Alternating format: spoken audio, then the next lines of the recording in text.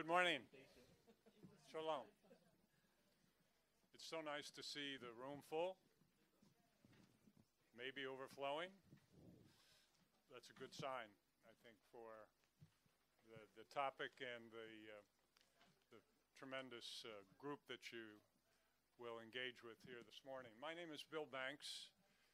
I'm from Syracuse University in Syracuse, New York. It's a real pleasure and a moment of pride for me to come again to join with my colleagues at IDC, ICT, Boaz Ganor, Daphné, Barak, and others to co-host a workshop in a series that we've been engaged in now since 2006. We call this series New Battlefields, Old Laws. I'll say a word about the genesis of our project and a couple of the waypoints along the way, and then just briefly say a word about our aims here this morning. In 2006, as I was just becoming familiar with IDC and just getting to know Dr. Ganor and his colleagues here in Herzliya, Hezbollah launched cross-border raids from Lebanon, fired rockets into Israel, killed civilians, kidnapped Israeli soldiers. And at that time, you'll recall when the IDF countered and attempted to root out and neutralize the Hezbollah fighters, attacks against them in civilian neighborhoods and in urban areas brought widespread criticism from human rights groups. These conflicts brought renewed attention to asymmetric warfare, where conventionally weaker non-state enemies fight the stronger foe in ways that neutralize the conventional strengths and exploit apparent weaknesses, such as the willingness to engage in unlawful acts with prohibited means, knowing that the dominant state will abide by the laws of war and not reciprocate. It was really during and in the immediate aftermath of that war in 2006 that this project, New Battlefields, Old Laws, was born.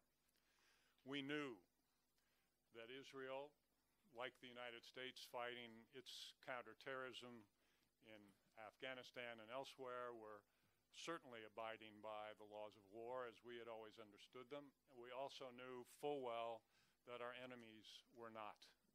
What could be done to anticipate and counter this threat, some of which is referred to euphemistically as lawfare, and what could be done to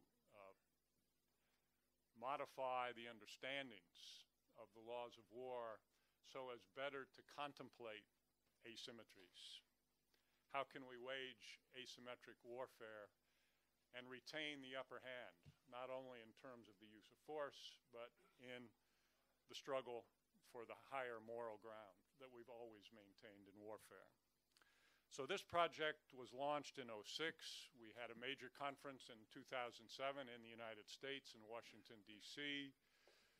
We published an edited volume with Columbia University Press that was drawn from papers produced at that conference. That volume is titled, not coincidentally, New Battlefields, Old Laws, From the Hague Conventions to Asymmetric Warfare. As we got going, we realized that we were scratching a surface of a very large sphere of activity.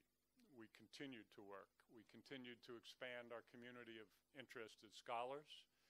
We've had participants from all around this state of Israel in IDC and other fine institutions, members of the government, former and active duty military. We've had many participants from across the United States, from Europe, from the military and civilian side of the government in the United States and in European states. Soon we had a second edited volume focusing on counterinsurgency, which was the then current nom de guerre in Afghanistan. That book is out, Oxford University Press.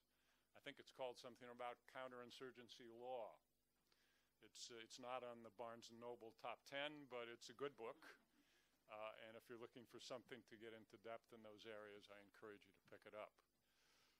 Along the way, I began to work with my colleague here to my immediate left, Professor Daphné Richemond Barak, who brought a sense of energy, creativity, and ambition to the project that has spurred us all to bigger and better things. So we've not only continued our series, but I'd say we've expanded, we've done better, and every day when I wake up, I wonder what my inbox will look like in messages from Daphné. Have you thought about this? Have you thought about that? Have you done this yet? When are we going to do the next thing? It's wonderful to have a partnership here in Israel and to continue to work on this project. So, what are we up to now? We're looking at the next stage of counterterrorism. Just being alive in the world today, it's clear that in many ways the conditions in the world are getting away from us. The nature of the conflicts continue to change and evolve. The identities of the enemies are even hard to keep up with. We're running out of acronyms. But the problems are grave. Our governments have continued to struggle to manage. The state of Israel has undergone a terrible year in its conflict in Gaza. The United States continues to struggle mightily in various places, our European partners too. Problems in South Asia, well, the list goes on. So we're here to talk about a series of next steps in counterterrorism, how to adapt to an evolving threat and an expanding battlefield. Fortunately, over the years, our project has gained enough attention that when we look to bring talent to consider new aspects of the project, we bring only the very best minds in the world to the table, and we have them here this morning in a couple of different discussions that we'll focus on for the morning portion, followed by a lunchtime debate. The threat portion is first this morning. How has the threat evolved over the course of recent years, and what are we looking to in the near term? My friend Daphné Barak will chair that portion, and she will introduce the first group of speakers. Daphné, the floor is yours.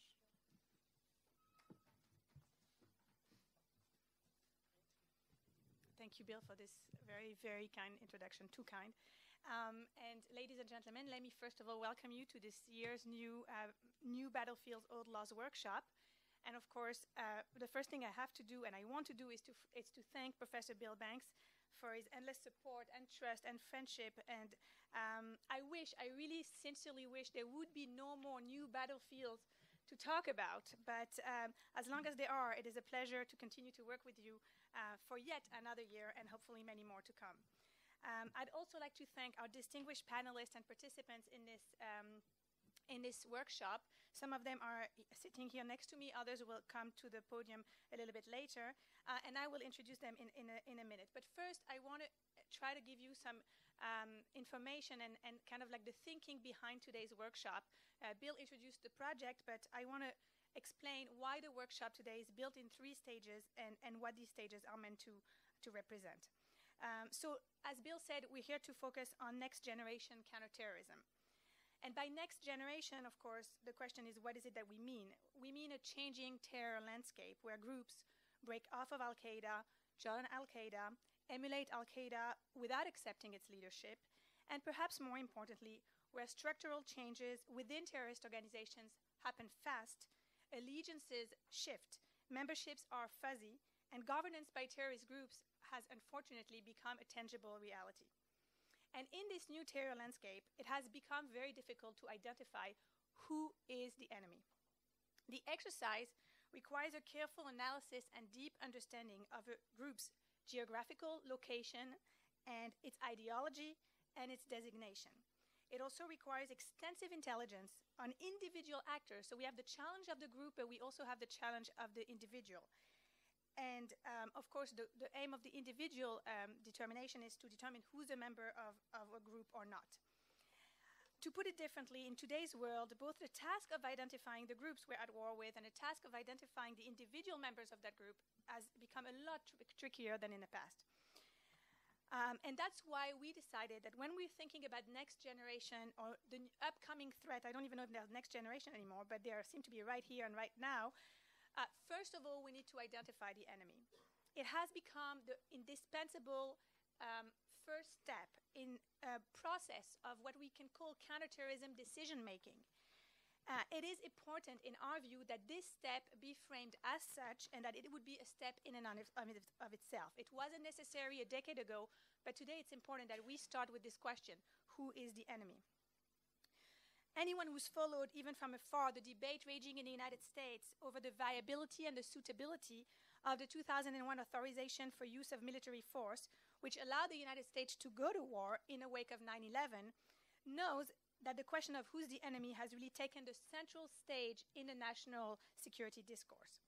So that's why we're beginning with this: who's the enemy? And then we'll move on to the second and the third step in what we consider to be decision-making in counterterrorism. Delineating the battlefield, mostly talking about the geographical scope of that battlefield, where borders seem to be really less and less relevant, and shaping the legal authority which allows states to go to war against these violent actors. So, and this is a very important statement, you are all invited to join us for lunch, where we will have a unique event. We will have a debate following the traditional rules of the Oxford Union Society at Oxford University. And during that debate, this will be the third step in this kind of thinking about counterterrorism going forward. We will analyze the viability and the suitability of this authorization for the use of military force, and I've placed more information before you on the benches and on the tables. Of course, as we expect President Obama's speech later on today about the strategy that the United States has hopefully developed to deal with ISIS and the potential likelihood of a military operation in Iraq and or Syria, all the questions that we are debating today could not be any timelier. So we'll have lunch after, and the debate after around 12:30. Back to our panel now. As I said, we will address the question of who's the enemy, and we will do that in two ways. First, from the perspective of the United States, and then from the perspective of Israel. Of course, there's some overlap, but generally speaking, that's the division of labor. So now let me introduce our speakers. It is my great pleasure to introduce, first of all, Dr. Matthew Levitt, the Frommer Wexler Fellow and Director of the Washington Institute Stein Program on Counterterrorism and Intelligence. From 2005 to early 2007, Matt Levitt served as Deputy Assistant Secretary for Intelligence and Analysis at the U.S. Department of the Treasury. During his tenure at Treasury, Dr. Levitt played a central role in efforts to protect the U.S. financial system from abuse and to deny terrorists, weapons proliferators, and other rogue actors the ability to finance threats to U.S. national security. In 2008 and 2009, Matt Levitt served as the State Department Counterterrorism Advisor to the Special Envoy for Middle East Regional Security, General James L. Jones.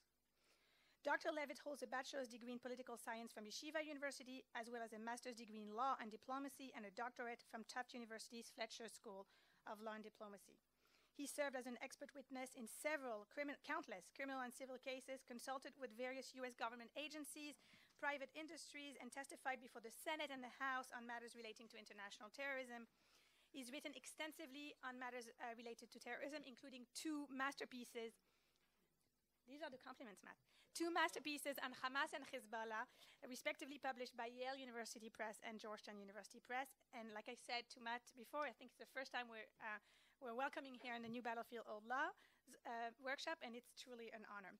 So following Matt's presentation, we'll hear from Professor Laurie Blank, who will provide the legal context for who's the enemy from the U.S. perspective. So you see we have a tandem for each U.S. and Israel perspective. So Laurie Blank is a clinical professor of law and the director of the International Humanitarian Law Clinic at Emory University School of Law, where she teaches international humanitarian law and works directly with students to provide assistance to international tribunals, non-governmental organizations, and law firms around the world on cutting-edge IHL issues and on human rights.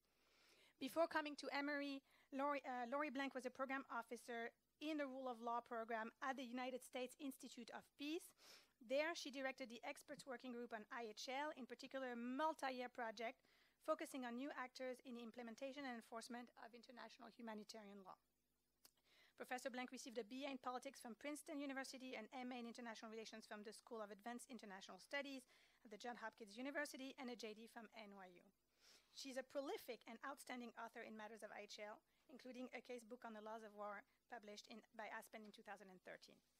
After we hear from Matt Levitt and Laurie Blank on the U.S. perspective, we'll move on to the Israeli perspective with Colonel Reserve Ronen Cohen and myself.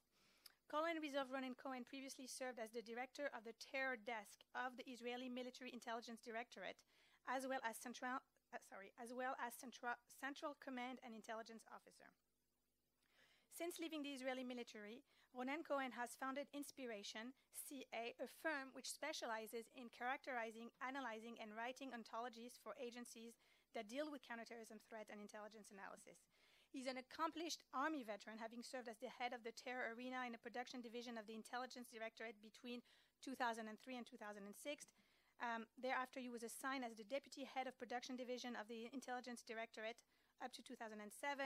There, at the time, he also enrolled in Haifa University, as if all of this was not enough, and received his MA in political science and security. Between 2008 and 2010, he was the Central Command Intelligence Officer for the Israeli Army.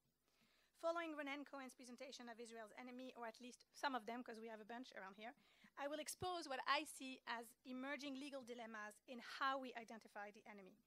Thank you for your attention, and Matt, the floor is yours.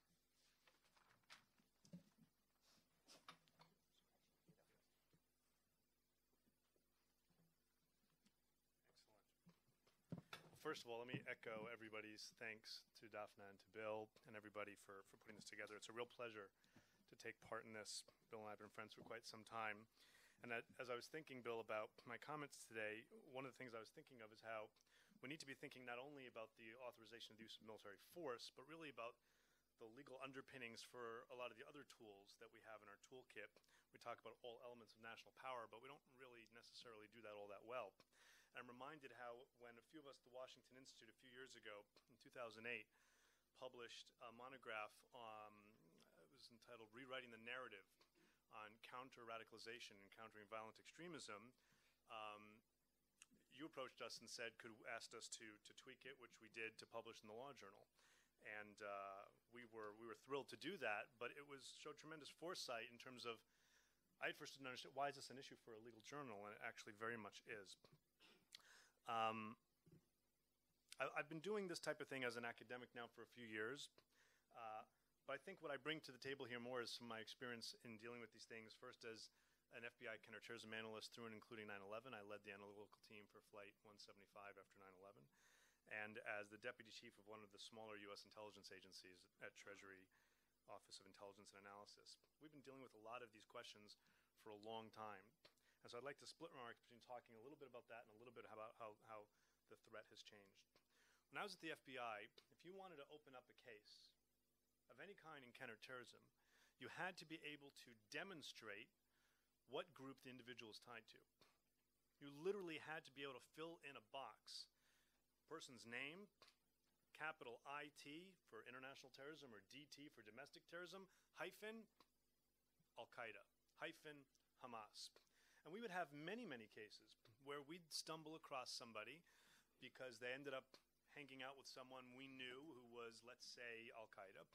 But as we began to investigate this person, first with a preliminary investigation, and then if there was enough to go forward, eventually maybe a full field investigation, it wasn't all that uncommon to find out that the individual was actually a member of a completely different organization. And that when you get into the diaspora, like-minded individuals would work together, especially within the Sunni milieu. And it was actually a tremendous, tremendous headache to go through the paperwork of getting it changed, but you had to get it changed. After 9/11, we had a huge problem because we found ourselves dealing with individuals who were clearly engaged in terrorist activities, terror finance, terrorist logistics, but we had nothing to demonstrate what group they were tied to. If you fast forward all the way to today, where our most immediate threat in the homeland in the United States is not actually Al-Qaeda core. It's not even Al-Qaeda franchises. It's not ISIS. It's the HVEs. It's the homegrown violent extremists who are radicalized by the messages that these people are putting out, inspired by their success, in particular ISIS's success in controlling territory, in establishing a caliphate. For most of the converts to Islam, for most of the people who don't know much about their religion and believe there is in fact a sixth pillar of Islam called jihad, the idea of a caliphate of any kind, like that's where it's at. The fact that most moderate imams in the world, and quite a few not so moderate imams, including Sheikh Yusuf Qaradawi and others, have denounced the ISIS caliphate as something other than a caliphate, doesn't make a difference. This is truly inspiring for them. I think in some ways, one of the ways things are most different, and I think maybe this is counterintuitive. I expect many of you thought that I would start with the war between ISIS and Al-Qaeda. We'll get to that in a second. But I think that what has changed things the most over the past few years and over the past 11 months, I've had the opportunity to have this discussion with 6 different intelligence chiefs from Western countries around the world, and they all agree, is that the radicalization process has been shrunk. It is incredibly fast. I was speaking to the head of head of a domestic service in a Western European country this past spring. He said to me, Matt, I've got 15-year-old boys who are going on spring break for jihad tourism. And it's not just that Syria is close, and it's not just it's inexpensive. These are either kids we knew nothing about, or we knew about them and they could not have been more moderate 2.5 weeks ago. And I think that there are 2 reasons why this is happening. There are more, but there are 2 critical reasons. One relates to Syria, one relates to Iraq. It used to be back in the day, certainly pre-9/11, and in the few years after 9/11, that if you wanted to radicalize someone, first of all, in the first instance, it was, as you'd say in Hebrew, ba'arba einayim, 4 eyes, your 2 eyes and my 2 eyes, face to face. Now it's almost all online. And by the way, the ISIS online presence and propaganda, their digital capabilities are incredibly impressive. They make Al-Qaeda's AQIM, AQAPs, even via Inspire, look like nothing. Very, very successful. But the biggest thing is back then, I had to radicalize someone all the way to the end of the spectrum to want to carry out an offensive jihad. Take it to the infidel, take it to the West. With Syria, there is no offensive jihad. All you have to do is convince someone or allow them to come to the conclusion on their own that Sunni women and children and men are being butchered by the Assad regime, and you need to come to their defense. This is defensive jihad. This is no longer a radical Islamist narrative. This is part of a much more standard narrative that frankly is not unique to Islam or any religion or any ethnicity. It's pretty common to defend your own when no one else will. And when I spoke to intelligence chiefs around the world, again, one other common thing they all said is when they interview people who've come home and they say, why do you go? One of the first things they say is, because you're not. In Paris, in London, in Canberra, in DC, because you were not. And someone's got to protect these people. Now, the fact that the vast majority of people who are going to Syria, these pimply-faced, untrained people who mostly can't take instructions, almost all end up fighting with Ahrar al-Sham, or at least until yesterday. There almost is no Ahrar al-Sham left today. We'll get back to that in a second. It's important for our discussion. Jabhat al-Nusra, or ISIS, means that they got even more radicalized. And of course, their ability to come home has this very, very, very concern. So the first thing is that this is a defensive jihad for many people who are going in the Syria context. And as I've already implied, in the Iraq context, the idea of going out and establishing a caliphate is extremely motivating for many, many people. And this, too, has severely shrunk in the process. How we develop capabilities, including legal frameworks, to counter violent extremism is critical. And I will tell you as an American, as someone who has 4 beautiful boys that live in the United States, my biggest concern is that we in the United States, we do what we now call CVE, countering violent extremism, rather well abroad. We do CVE really, really poorly, or if you want to be fully honest, almost not at all domestically. And there's a lot of reasons for that, not the least of which is that we don't have a Department of Communities and Local Government as they do in the UK. We have no place where the non-law enforcement part of this can be, where we should theoretically move the needle earlier in the process and intervene when someone's on the path to radicalization or is being radicalized. Once they're radicalized, then I give it to my former colleagues at the Bureau, DHS, law enforcement intelligence. But before that, as an American, I don't want law enforcement getting involved early on. And yet that's where this is resident, with the FBI, with DHS, and in fact, it's within the offices of the U.S. Attorney across the country. And as I travel across the United States and I meet with the U.S. Attorney's offices, I have yet to meet one that answers me when I ask them, what are you doing new about this, for them to say anything. They're all doing what they were doing already, and finding ways to knock that square peg into the round hole to explain that this is how they're checking that box. So that's one thing, is the radicalization process. There are areas where we've done some great work, and when I was at Treasury, the only reason you could create a Treasury Office of Intelligence and Analysis, or Terrorism and Terror Finance and Financial Crime unit, is because we did establish new legal frameworks to target finances, and so this type of thing can be done. If you think about what's going on in Syria right now, and all of our efforts, including, by the way, here in Israel, you've had several dozen Israeli Arabs, you've had Palestinians, both from West Bank and Gaza, who've gone to fight in Syria and Iraq. Well, all of us trying to deal with the backflow of people who come back. In the United States in particular, and in Western Europe, we have a big problem that there are only two groups that are actually designated as terrorist groups, Jabhat al-Nusra and ISIS. What happens if someone goes and fights with Ahrar al-Sham? Ahrar al-Sham fights hand in glove in almost every battlefront with Jabhat al-Nusra. For a while, it was quite clear that after the U.S. government designated Jabhat al-Nusra and it became illegal to send funds or any material support to Jabhat al-Nusra, people were sending funds. They were being told, send funds to Ahrar al-Sham, don't worry, it'll get to us. But it was not illegal to send money to Ahrar al-Sham. This is a huge problem. So we have a whole bunch of people who have returned. It's actually, in the scope of things, it's actually not that big a number, thank God. But we've had people who have returned for whom we can't use material support statute quite so clearly, because we can't demonstrate that they have fought with ISIS or Jabhat al-Nusra.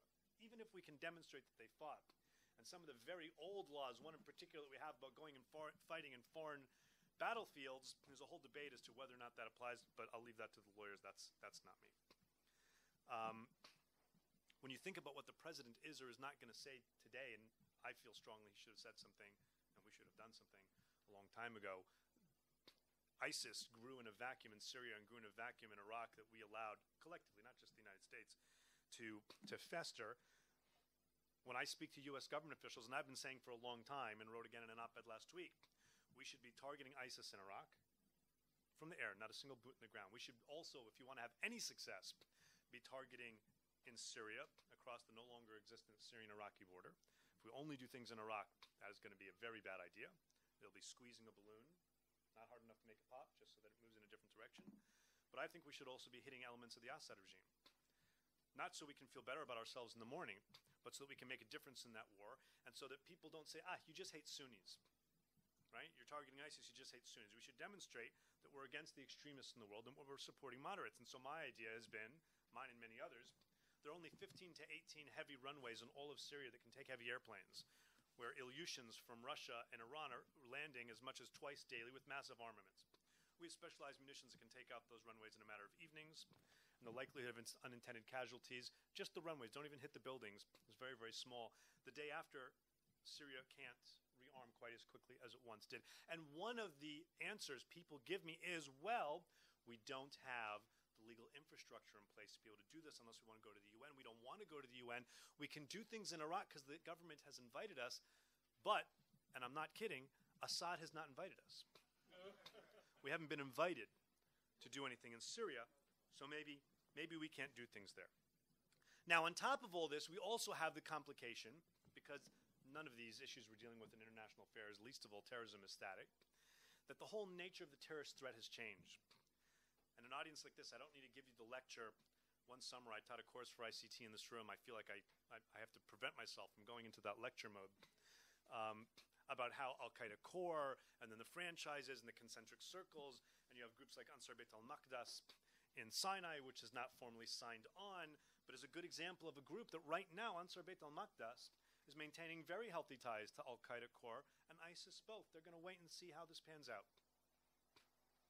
But you have, for the first time, a huge fight within the jihadi community.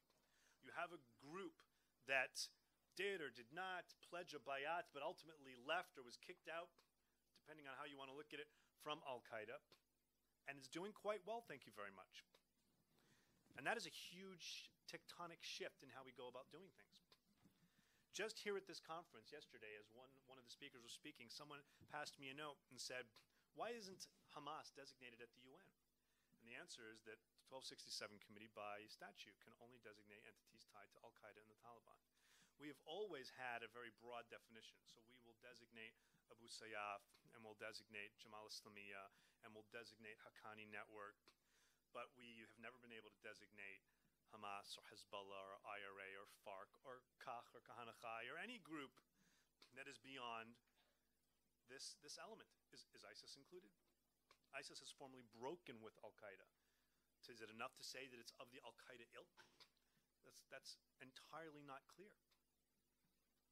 I wrote a monograph for the Washington Institute right after I left the FBI in 2001, after our part of the Pent bomb investigation was done, arguing that limiting our understanding of the war on terrorism, as we were then calling it, just to the people who are immediately attacking us today is misguided, because someone else is going to attack us tomorrow.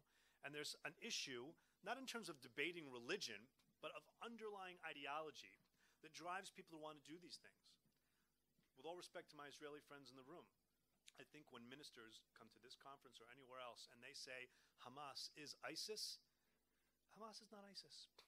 It's factually wrong, and I don't think they have any understanding about how poorly this plays in the West. There are absolute ideological, shared, disgusting things about them.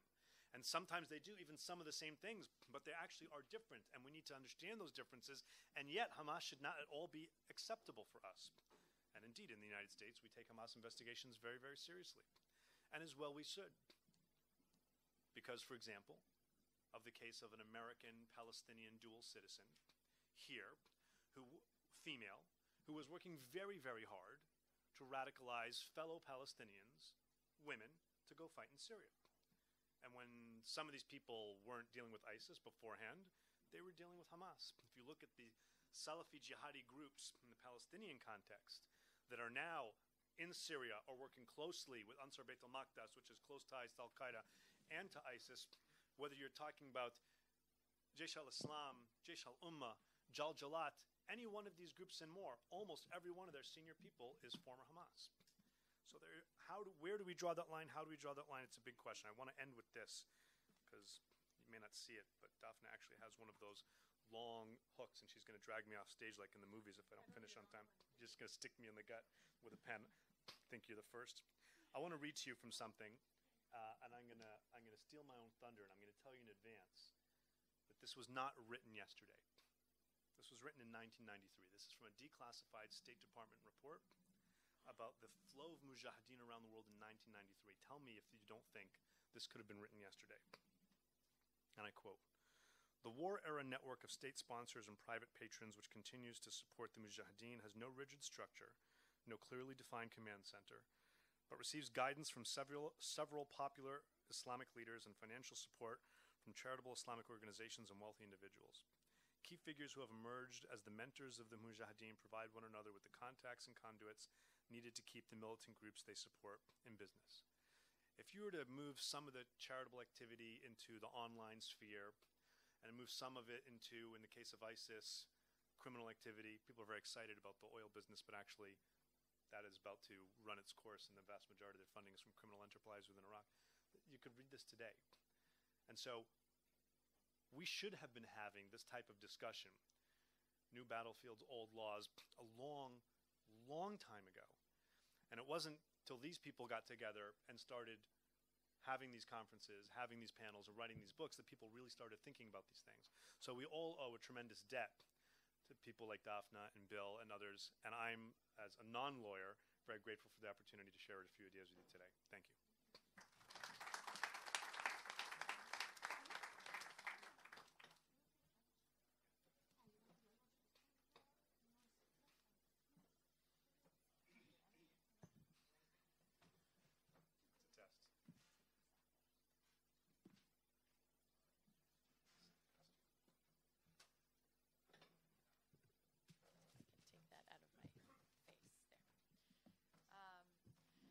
Good morning, and I want to thank Daphné and Bill, and I'm very pleased to be here.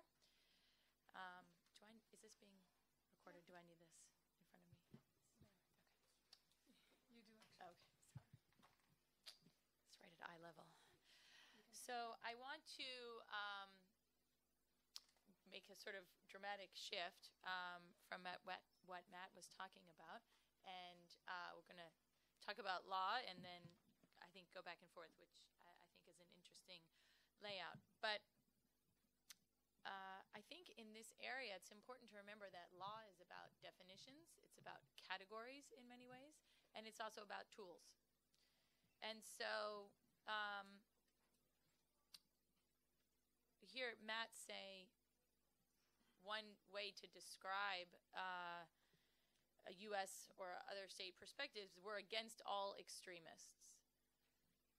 From the perspective of then what do you do with that statement as a next step is you can't really necessarily act and figure out what the tools are just from that kind of statement. And I think we saw some of these challenges in the immediate aftermath of 9/11 when categories were quite broad, tools were conflated. And so I think it's interesting what I'm going to talk about is one context of counterterrorism, which is that regarding using force against terrorists. As Matt said, this is only one piece of the pie. And I think it's important to recognize that simply because states have significant capacity to use force against terrorists, terrorist groups, terrorist networks, however you want to describe them, doesn't mean it's the only one. And it also means that choosing not to use force doesn't mean nothing is being done. But I'm going to leave the discussions about the many of the other domestic and international tools for counterterrorism that do not involve state use of force. I'm going to leave that aside for now. So, as in pretty much any situation in which a state faces a threat, and that could be from another state, right? We do see state-on-state conflict going on in Europe right now. People have often said, oh, we're not going to see state-on-state conflict, but then President Putin decided he wanted Crimea back, and so we've been reintroduced to international armed conflict after not really talking about it so much for a number of years. But if we're talking about something that's not a state, then we have to think about the same parameters. And all of these questions of how do you respond to a threat when you want to use force in order to defeat that threat raise a series of questions. The first one is, can a state use force? And you can say, when can a state use force? Same question. Against whom? Where? And how? Those are ultimately going to be the key questions. So the question that I want to raise today is, does an evolving nature of the threat, a next generation of terrorist threats, however we want to frame it, does this change, complicate, modify how we would think about any of these questions? What difficulties does it introduce in thinking about these questions particularly? And I think it raises some challenges, but I don't think it threatens. I don't think it should be seen as a threat to this legal paradigm, as a oh my goodness, we need to think about, we need new law, or we need something else, or this doesn't work anymore. It simply requires maybe a step back, a few deep breaths, and recognizing that complexity may lead to challenges of decision making. So with regard, each of those questions, again, comes back to the question of definition and categories. And these are all going to be determined not by taking the law and just, having a checklist of questions, but it's going to be determined based on the threat. What is the threat and how is the threat defined? So any legal advisor is going to need an answer to those questions. Obviously, any commander, any national security decision-making, any leader needs to be able to answer those questions. If the threat is simply extremism, then you don't have the tools in order to figure out how to act, because how do you define that? What is extremism? Who is it? How do you know if you've beaten it? I think the ism is a big challenge there. So the law helps take away the ism and put more refining onto that. So if we think about when can a state use force, we've got two ways to think about this. The first one is the law that provides guidance for when a state can use force outside of its territory. That's the jus ad bellum. And we can also think about the law of war, the law that applies once we are in an armed conflict. Both of these are relevant in thinking about this evolving threat. The first question is, when can you use force? You have to think about what about this threat makes it rise to the level that a state can use force. In Iraq right now, we're using force with the consent of the Iraqi state, as far as I know. The U.S. has a variety of reasons. The question, if we didn't have that consent, would be, would this threat rise to the level that justifies the use of force in self-defense? That's the argument that the U.S. has made consistently about using force against al-Qaeda. That's the challenge then in terms of other groups, right? How do we think about those groups? What threat do they pose? Do they pose a threat because of destabilization of an area, because they're going to make conditions change in the future? Are they actually posing a threat or launching armed attacks against the U.S.? We're going to leave the question of where, I think, is going to be developed extensively in the next panel, so I'm going to leave that aside. But if we think about whom and how, those are really the questions that come up when we think about these groups, because we have to think about who is part of a group. What does the law require? When we think about the law of armed conflict is not a state fighting against individuals. Okay, when you have a state fighting against individuals, you don't have the conditions to have an armed conflict. You need two to tango. You need to have an organized entity of some kind. You need to be able to say, that's the enemy. Now, maybe it's hard to figure out exactly every single person, their relationship, which people are part. We see that with a lot of groups, but there needs to be an enemy, another side, a group that we're fighting against. And one of the questions here is, how do you figure out who is part of that group? So if the U.S. is engaging against ISIS, how do we figure out who is part of ISIS? Why does this matter? Because once we are in an armed conflict, those who are part of the enemy force can be targeted at any time without regard to their actions at that time, as long as they're part of the group. The U.S. has faced this with al-Qaeda.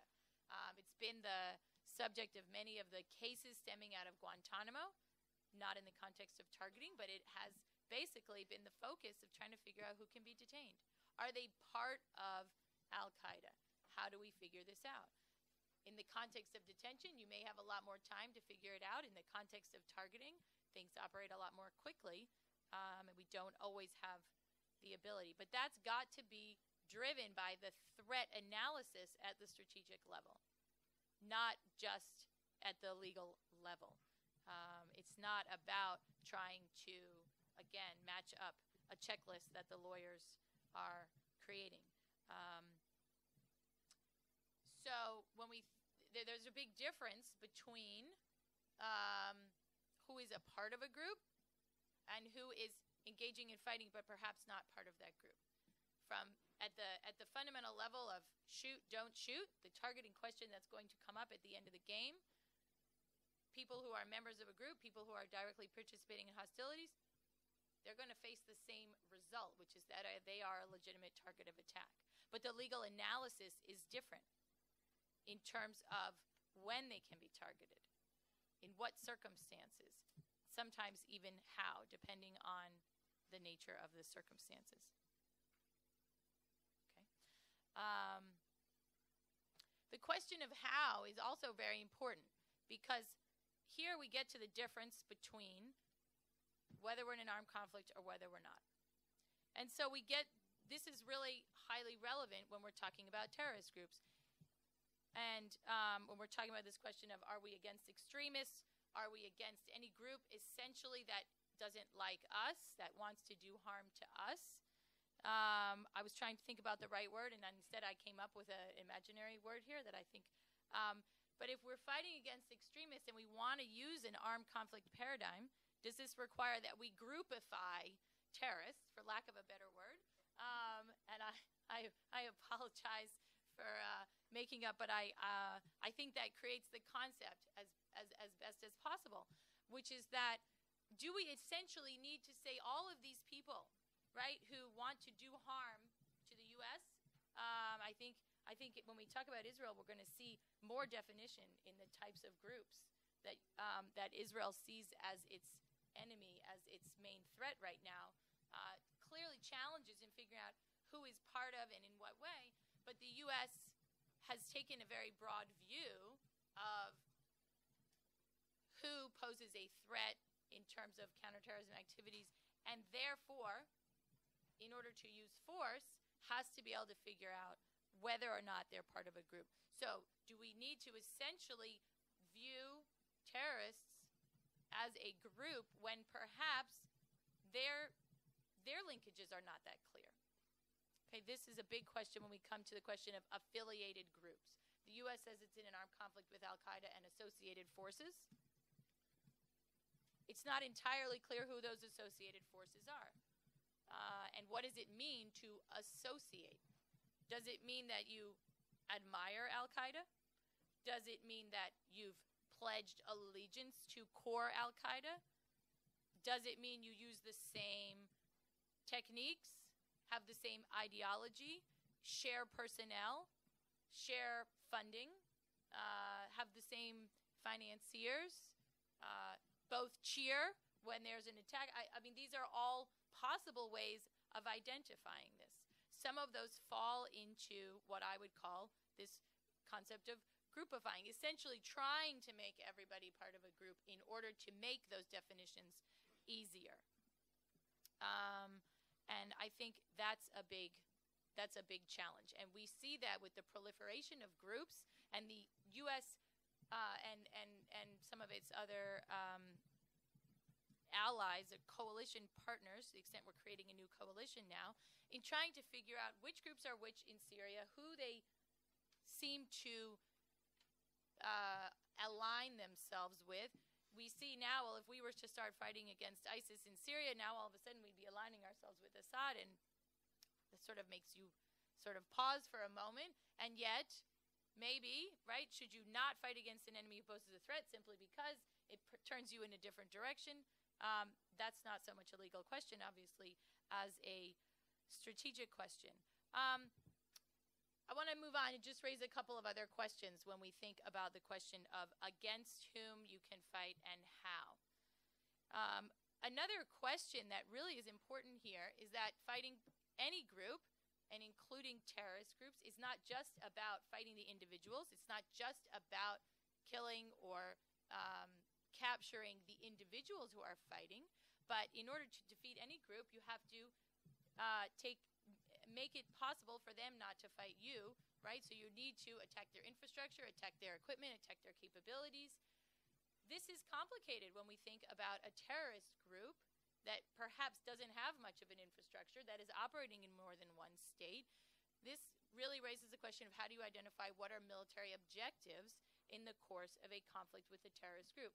In the state-on-state conflict, right, you have in your head a pretty good sense of what are military objectives. All of the military equipment, infrastructure, command and control, weapons, everything that's part of the state's forces. And then obviously you extend out from there in terms of what is being used for military purposes, certain locations that are strategic in order to accomplish your mission.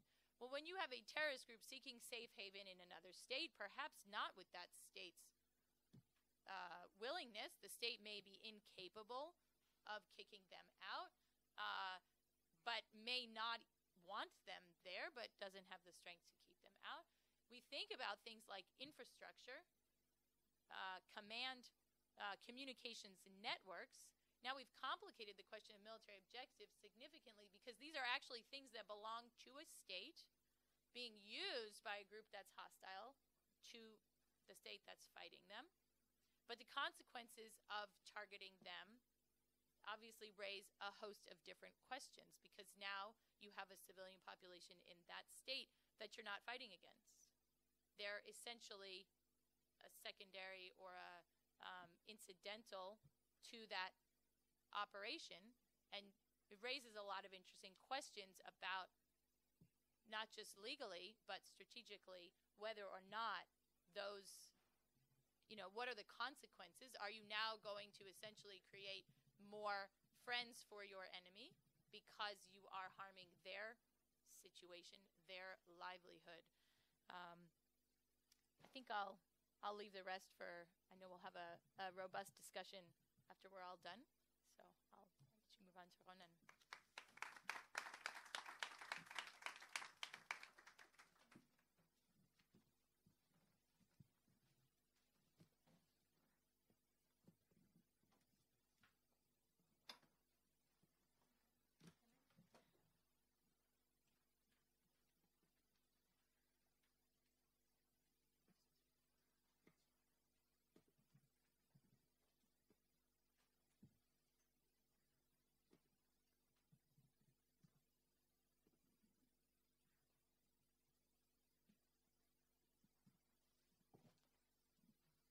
You. It's a great honor to be here, sharing this workshop and all the challenge with you.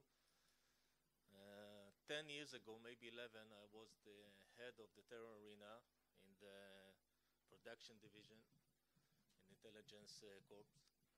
And it was a year and a half after the 9/11, a few months after Defense Shield in the West Bank. And I remember that we have my first meeting was with my colleague from the Mossad in England with the MI6. And we have a presentation as we done. And after 5 minutes, he stopped and said, "We don't work like this anymore. We want details. We want names. We want cell phone numbers. We want logistics cell document, anything. All the old presentations are not are not relevant anymore." And I came back to Israel and started to think, maybe we need a new tools fighting the new challenge. Maybe the old tools is not good enough. So with a little group, we built a new model that I will present now. And I believe it's still relevant today. And this model help us to deal with all the challenge. And I decided to present here this model because the legal aspect was side by side, just holding hand in every step that we made, whether it was to understand all about the terror organization, or if we want the products like early warning, targets, anything. And sitting here is one of my colleagues, Honorable Colonel. I start that we have two big challenges: to expose the enemy, of course, to analyze, to processing all the information. It's an ocean of big data information and details, and the legal channel. So if we thought of any organization in the world, of course there is the basic stone or cube. You want to sit? Okay. So if we think about any organization in the world, it could be a private company or school, and of course a terror organization. There are always the human resource cube or stone. Of course, there is the knowledge in any organization. We try to figure what is the basic stone that we should deal with in order to face the new challenge. One head holding the weapon. It doesn't matter if it's anti-tanks missiles or rockets or rifle. It's a weapon. The second hand, money, the budget, the fund. And the last is the logistic. It's covered the stomach, not the, what do you think? Okay.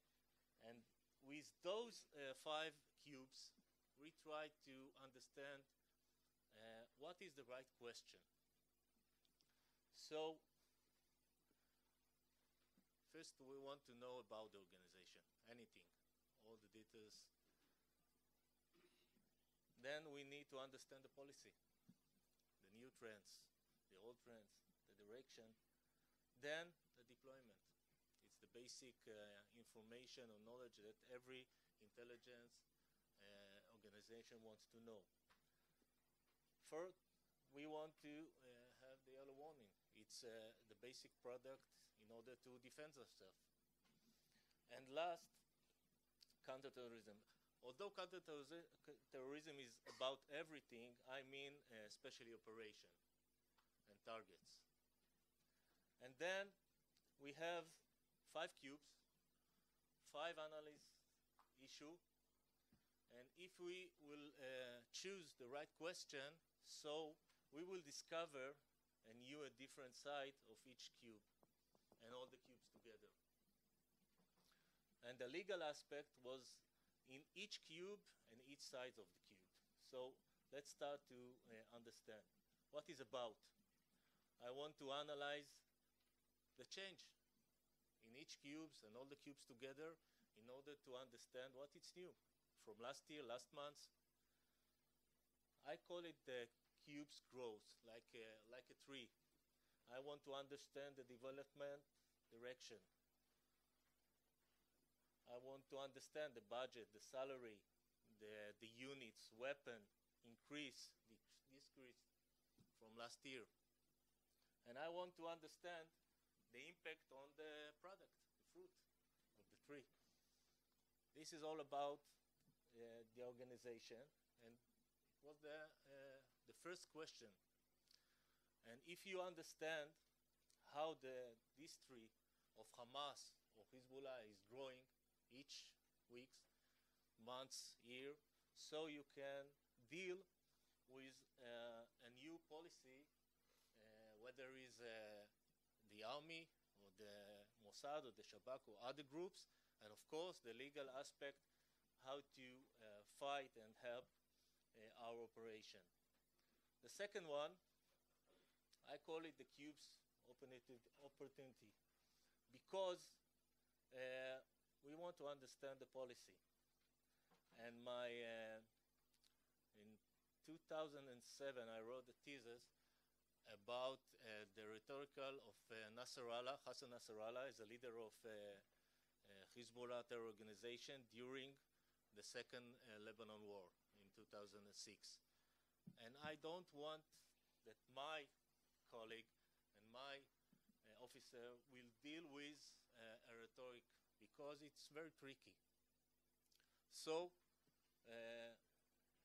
although we ask who I am, and of course it's about the identity, the essence, the resource, the roots, and we ask what can I do and what do I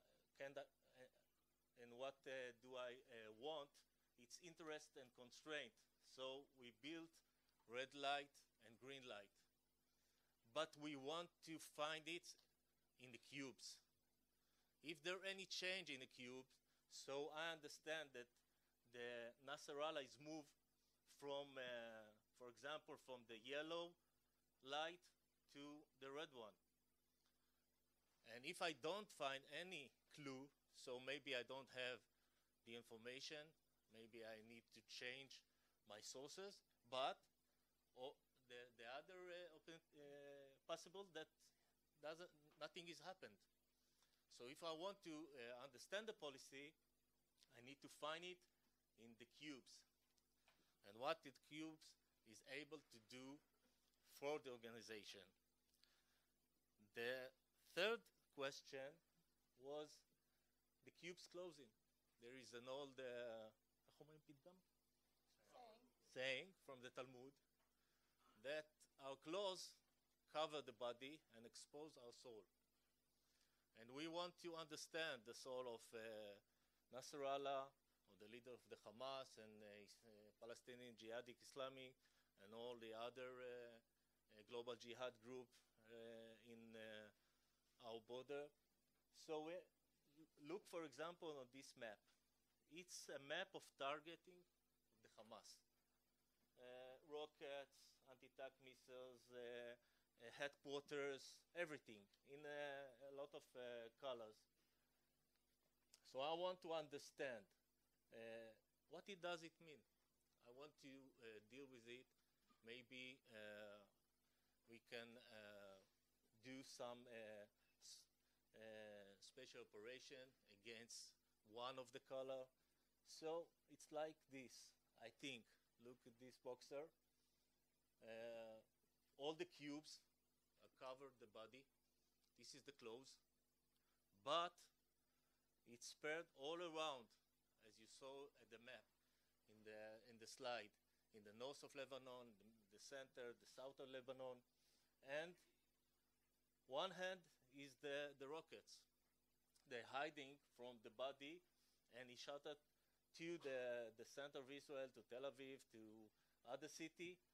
The other one, if we get inside Lebanon, or you get inside Gaza Strip, so there is the anti-tank missiles, the charges, all the fight.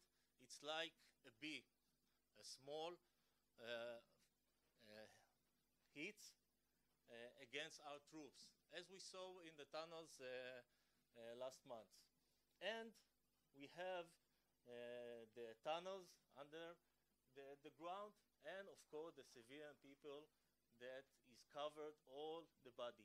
So if you ask, how does Hezbollah dress? How does Hezbollah's clothing style? So it's like this. And the Hamas also the same as Hezbollah. You have all the cubes all around Lebanon on Gaza Strip. They covered with the civilian and underground. One hand, the long hand, is the rockets, and the other hand is defending by anti-tank missiles and charges. And we want the product of early warning. So we ask the cube behavior, the activity. And we try to analyze. This is the routine with camouflage, with the net that covered the rockets. And this is preparing for shooting. We need to understand for each cube and each side of the cube what is the routine and what is the activity before the terror action. And the difference between salary and laundering money. It's a kind of ringing bell before the terror action, and we analyzed all the cubes and each side, asking a different question, and we figure a new side. Each side we need to understand in the logistic or the knowledge what is different, what is new, what is not routine. And the last one, we want to stop killing and arresting the mosquitoes. We want to drain the swamp. And in order to drain the swamp, you need to deal with all the cubes, not only the human resource. So it's two kinds of operation. One is inside the swamp, like in Gaza Strip or Lebanon, getting inside and doing the work from maybe in the special operation or other things. And the second is all the pipes that is drain the swamp, and the pipe is the same as the cube. One pipe is the money, the other pipe is logistic and knowledge, and it could come from Iran or other country, or special training that is getting inside the Gaza Strip, coming to Lebanon, training the people inside. And in order to deal with all the pipes and inside the swamp, we analyze the cube's movement from A to B. And for example, what do I mean by discover a new side? If we ask about the organization, the first question, so weapon is about a unit, all kind of weapon, rockets, anti-tank missiles, and I ask about what is changed, I mean how much rocket the organization have last year and how much he have now, and what kind of. This is the first question. But if I want to understand the movement in order to prepare a special operation, so I need to understand how the weapon is moving from A to B. And this is an example of a side that transferring, smuggling, and the same with money. We understand we have to fight with all these sides, money laundering, transfer company like MoneyGram, and by understanding all this new side, we have all the analysis of the movement, and we can preparing the special operation.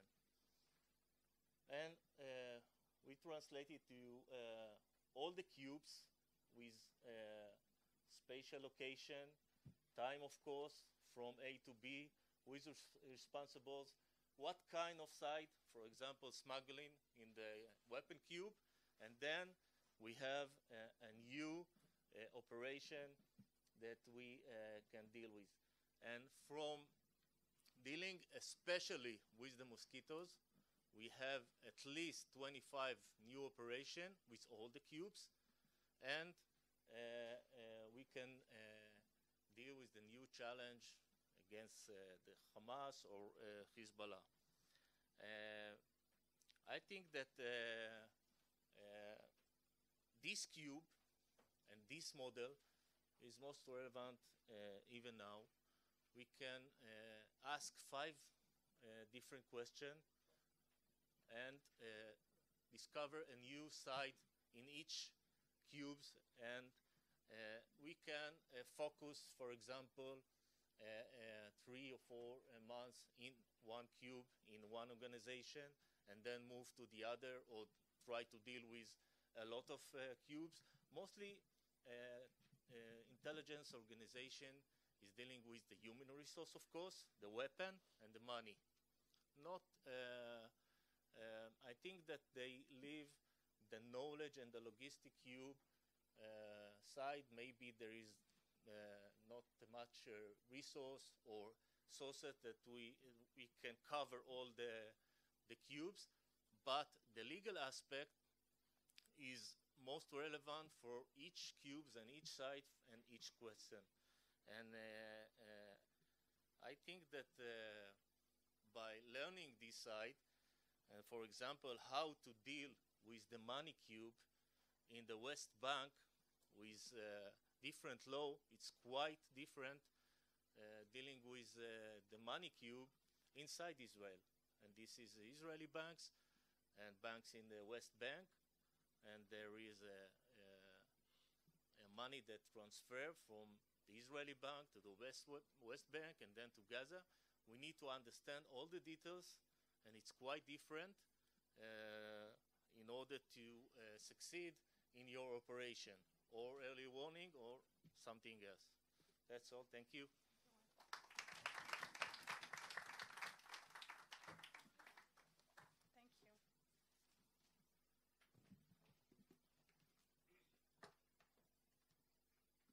Thank you. Thank you. Thank you very much. Okay. So now I'd like to share with you 2 concerns that I have when it comes to identifying the enemy when I look at the Israeli arena, but a lot of what I'm saying will also apply to other developments that we see in the world in general. And these are 2 concerns, and I should say that they are 2 emerging concerns. And there are 2 concerns that I think are virtually not spoken about by the legal community. And what I want to do is flag them, because even though they're emerging, I think they deserve more attention than they've received so far. So to kind of go back on what Laurie was saying earlier, she said, we're talking about a changing threat, an evolving threat, and maybe we shouldn't be all dramatic and think that because the threat is evolving, then we need new legal paradigms. So I'm not sure I'm going as far as that dramatic statement, which you rejected. But I definitely think that there is a possibility that these two emerging concerns will require some adjustment of how we identify the enemy. So what are the two issues? The first one is, what type of enemy are we dealing with? Is this a non-state actor, as we've been saying for years, or is it a quasi-state, or is it a state? That's the first question. The second concern is, we've noticed somewhat of a trend among terrorist organizations to commit to the targeting of military personnel, meaning to limit strikes against civilians. And that's kind of a change in our modus operandi. At least right now, it's more of a talk than we see it in practice, but it's there, and we see more of that, so I want to address that also, the shift in the targeting practices of these organizations. I'll get to that in a minute. So first question is, what type of enemy are we dealing with? Is it a state, a hybrid entity, a quasi-state, a quasi-army? I've heard many different words. And the truth is that it looks like we're not dealing anymore with a non-state actor stricto sensu. It seems that we're on the brink of a change, and Israeli Foreign Minister Avigdor Lieberman was in this conference, this very conference yesterday, and he said the following, and I quote, "We are always fighting the last war, never seeing and anticipating the next war." And the important thing he said is the future war is to prevent terrorist organizations from becoming terrorist states. And I think we're just right there, where these actors are changing and they're displaying increasing features that are state features. And what's interesting is that when we look at the security community and military experts, they've actually been highlighting this display of state-like features by terrorist groups for a while. But legal experts, for some reason, have remained surprisingly silent on the matter. Oops, sorry. So I don't know why. I don't know why legal scholars haven't been dealing with this. Maybe they haven't taken full measure of the operational changes, because in the end we're talking about mostly an operational change that we will have maybe to translate into law. Or perhaps they've failed to realize how these operational changes actually do affect the legal paradigm that we're using. So a major challenge that we face is to determine what are the features what are the characteristics that turn a non-state actor into a quasi-army / hybrid entity / potentially a state-like entity. So, and I think we're seeing more of these, and I'm not sure that I have a complete list of those features, but I think when we see more terrorist groups acting as governing, even legitimate governing authority of a territory, that would be the case of Hamas in Gaza, right? Or even as the governing authority, as controlling territory themselves, and that would be maybe more illegitimate governance on the part of the non-state group. But we see Boko Haram essentially controlling all of northeast Nigeria, and of course we see ISIS now controlling parts of 2 states. So that's one feature that I think makes us move towards the hybrid / state paradigm. But we also see these non-state actors engage in social activity, being much closer to the population, supplying services to the population. We see them establishing police forces. We see their chain of command becoming more sophisticated. And so I wonder if this is not something that indicates a change, and that change might have some consequences in the law as well. So like I said, when we look at Hamas, that definitely in the Israeli arena stands out as an example of a state-like group, which has effectively ruled Gaza since Israel disengaged from the Gaza Strip in 2005. So Hamas is today an entity capable of governing a portion of territory, administering social services, like I said, and this is the critical point, at the same time, and often by the same people, continue the armed struggle. And I think that actually raises more legal questions than we have been willing to admit. When we look at Hezbollah, also it has undergone important structural changes, even though the evolution is different than that of Hamas. Back in the early 2000s, Hezbollah had not yet acceded to top echelons in the Lebanese government, and And of course, Matt can speak a lot more about this than I can. But what we see is that Hezbollah has progressively become involved in the Lebanese government, first as part of the opposition and then as part of the governing coalition. So essentially the question is today, is Hezbollah still a non-state group, or is it a state-like entity? And what I'm trying to hint at is that the role and the structure and the modus operandi of these organizations is evolving, and I think it can have some consequences, not only in a legal approach, but also perhaps even in a strategy of how we fight these actors. And in terms of the legal consequences, I can see at least two, which I want to talk about very briefly. First of all, conflict qualification. If you're dealing with a state-like entity and not with a non-state actors, then that means that conflicts that used to be qualified as non-international armed conflict might have to be qualified going forward as actual international armed conflict.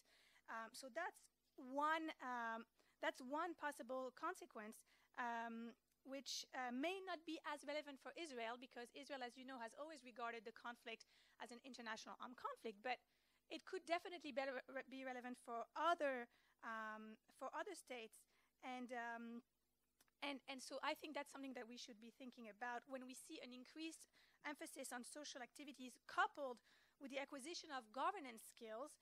That complicates, in my view, the qualification of conflicts involving dual-faced terrorist groups. So that's one potential implication of the change, of this shift. Also, in targeting, this could have important and far-reaching implications. And here I'm reminded of the very first strike in Operation Cast Lead in 2008, in which Israel launched a strike against police cadets in Gaza. And opinions differ as to the legal status of these police cadets. And of course, when you disagree about their status, then you might reach opposite results when you're trying to analyze the legality of the strike, or at least whether these are okay.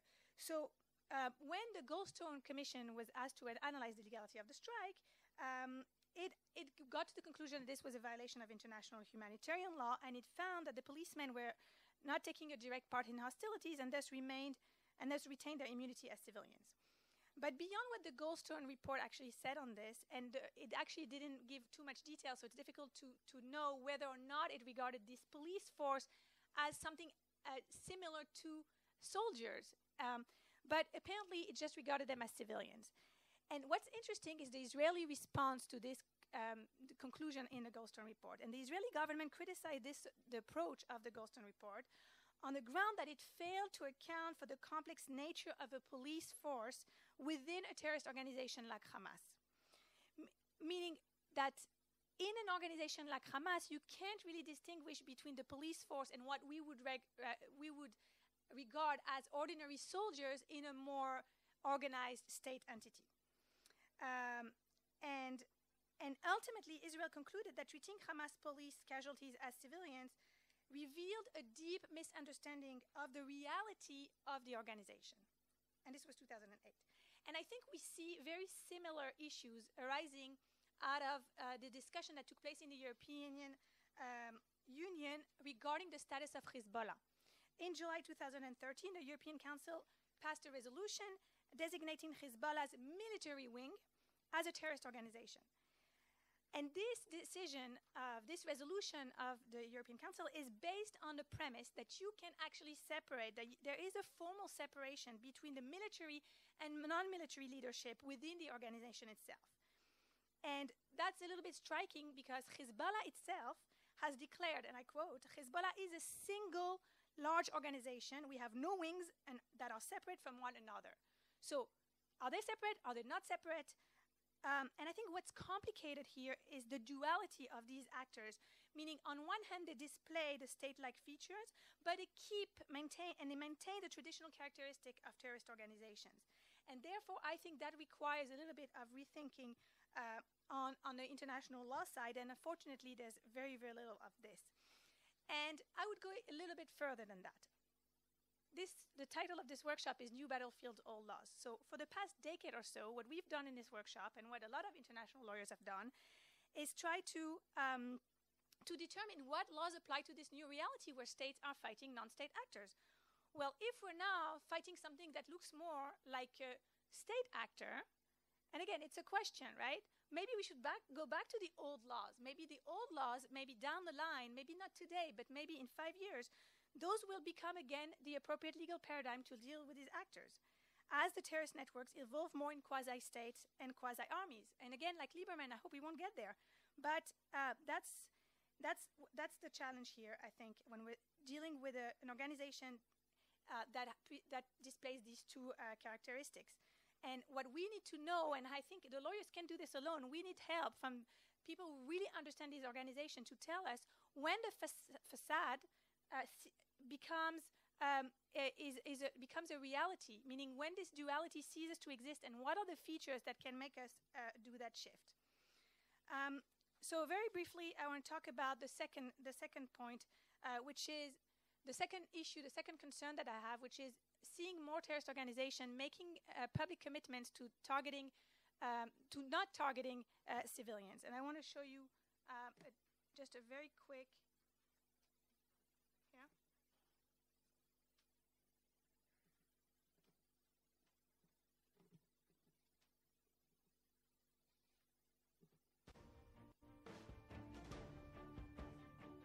You are firing rockets at Israeli cities, at Tel Aviv, at Haifa, at Beersheba.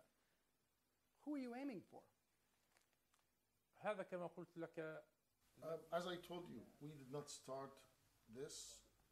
Hamas and the Palestinian resistance responded to the aggression from Israel.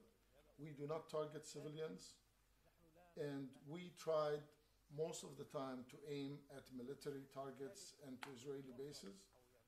But we admit that we have a problem. We do not have sophisticated weapons. We don't have the weapons available to our enemy. It's not advanced weapons, so aiming is difficult. We do promise you, though, that we will try in the future, and we will warn people, and we have given that kind of warning to Israeli civilians.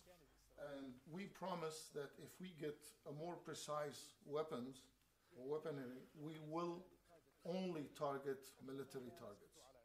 As you know, in the United Okay, I didn't mean for it to be that funny, but and of course we can take this with a grain of salt. However, it reveals something. First of all, it reveals a certain awareness about what it is like to warn that is this requirement to warn civilians, that there is this requirement to not target civilians. And even if it's just PR, I think we've seen that more. We've seen other groups. We've seen groups active in the Sinai, for example, jihadist groups active in the Sinai, 2 of them, making statements saying that they want to attack only military forces and not civilians. And of course, it doesn't mean that these organizations are going to start targeting only military personnel from now on. But we do hear that from a growing number of organizations, and we see some, and the Taliban, by the way, also made such statements. And so they call regularly for restraint in the infliction of civilian harm. And I think this raises also interesting question. And regardless of what their motive might be for targeting military personnel as opposed to civilians.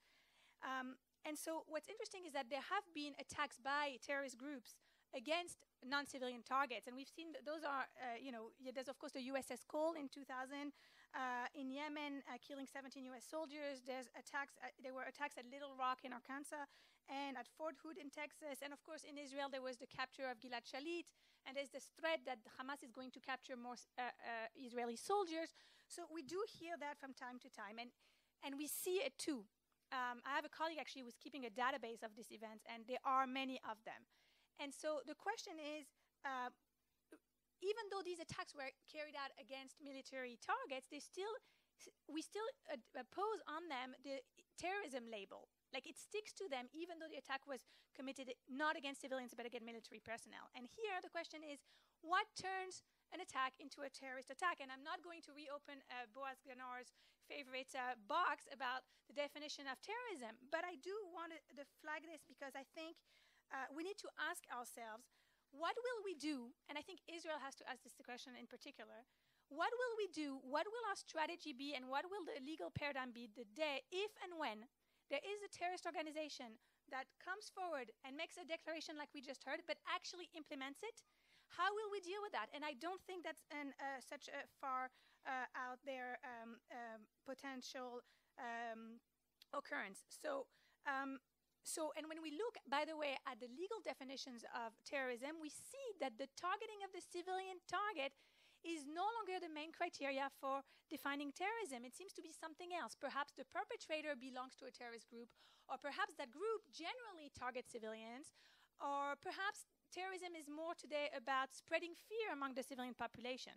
And we see that in the legal definitions themselves. So we seem to have given less and less room to that aspect of what we used. If I had asked you what makes an act a terrorism act, you probably have said it's the fact that it's targeted, directed at civilians, willfully targeted at civilians. So anyway, so those were the two two concerns that I have. One, in a structural and organizational changes that terrorist organizations are displaying, and how do we kind of conceptualize that? And the second is, are we still comfortable with saying that an act of terrorism is an act willfully targeted at civilians? Or are we comfortable with the fact that the definition seems to be changing into maybe a membership criteria instead?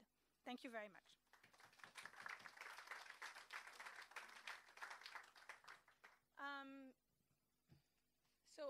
Actually, that brings to an end this first panel. Do you want to take a few questions? Okay. Okay, so Nick, please. Do you want to?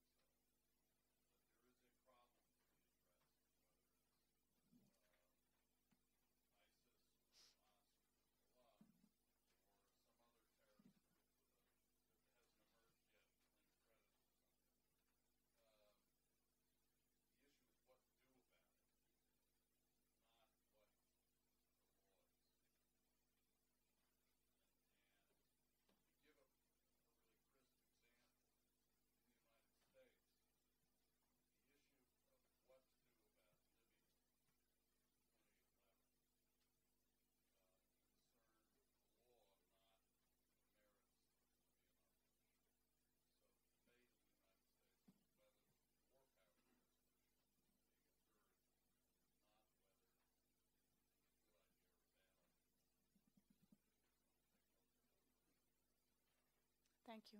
And you guys want to take this on? I'll just say briefly that as a former government official, sure, you want to make sure you get the right policy, but my policy personally was I don't look good in pinstripes. So I had a lawyer in my office whose job was to keep me out of pinstripes.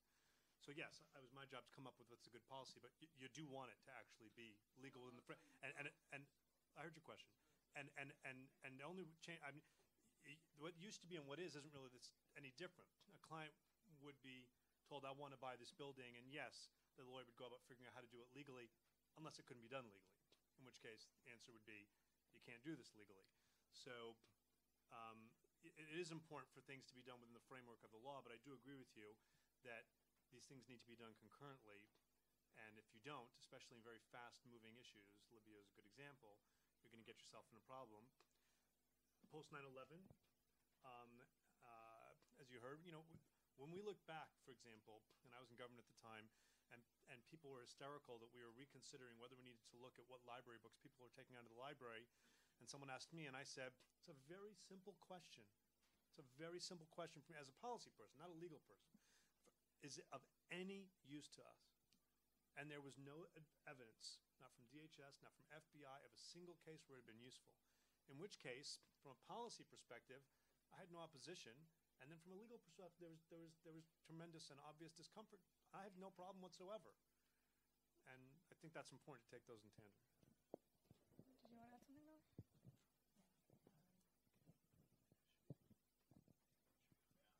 One second, we have a panelist who wants to react.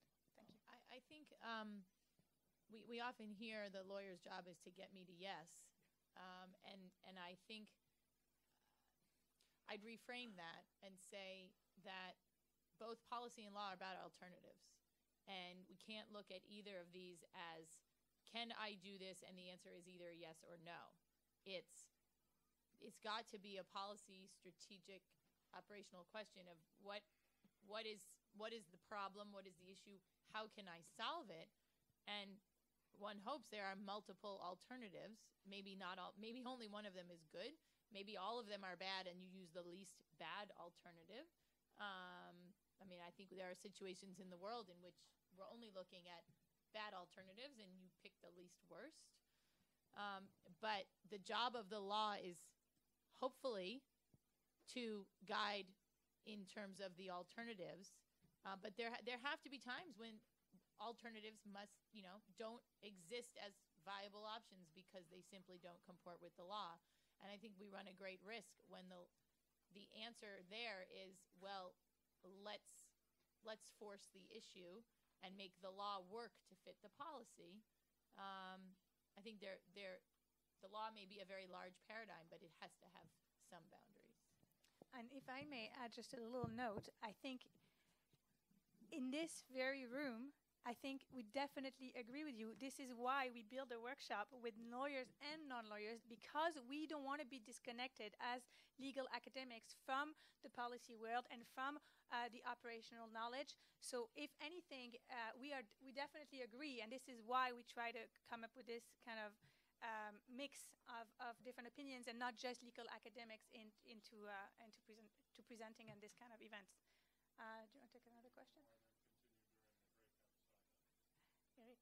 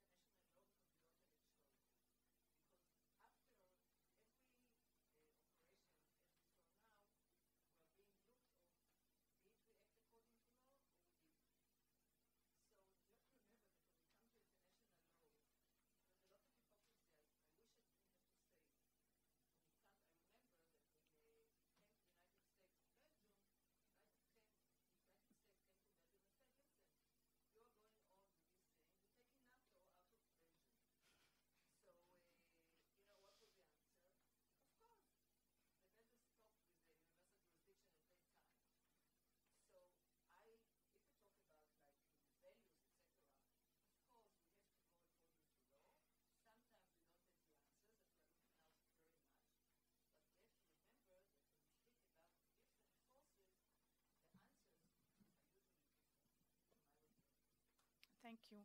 I think we can thank our panelists for coming from far away.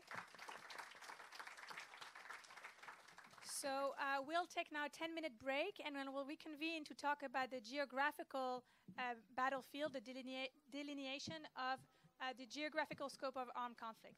Thank you.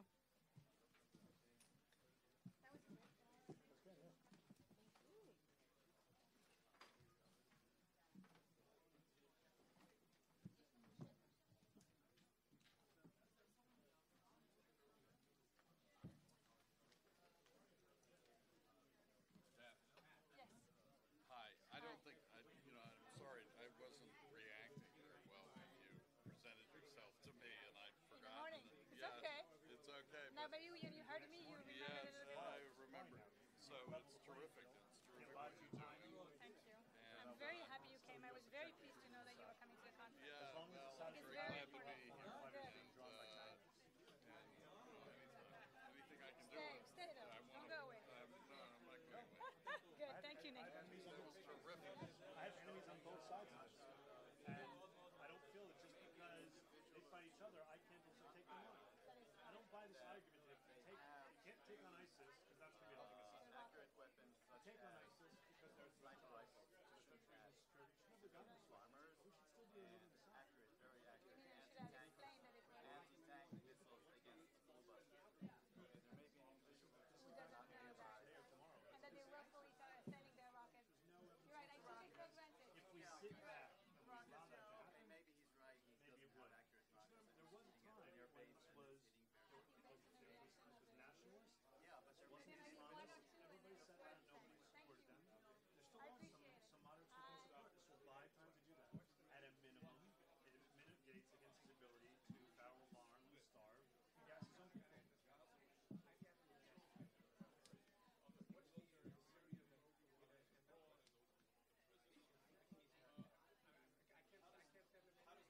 I think we're really much in the middle. We are really stuck in between the two. We are in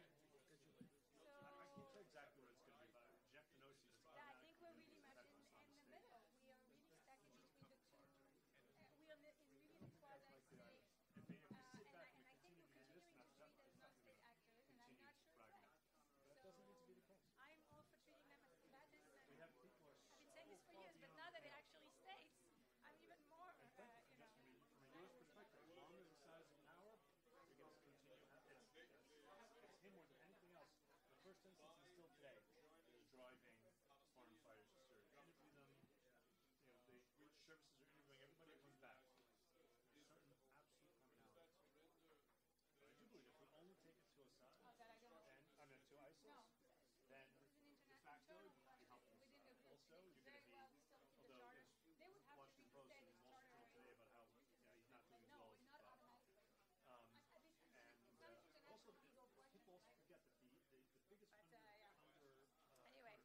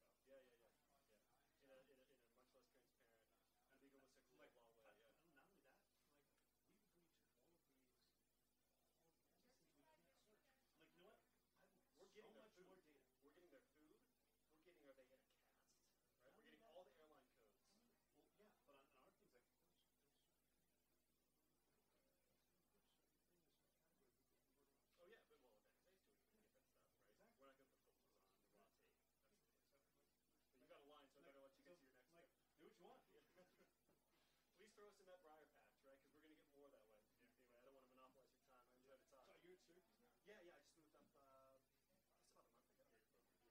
Yeah. Bill's program is the big draw. It's a big break. Not in the law, but in the. I'm still making the rounds, meeting folks in the medical school. So I think he probably is, but. Good. Enjoyed it. Cheers. Right. My name's Jerome Bukowski. I'm Mr. Murray Justice Canada. And I want to thank you especially because these are my clients.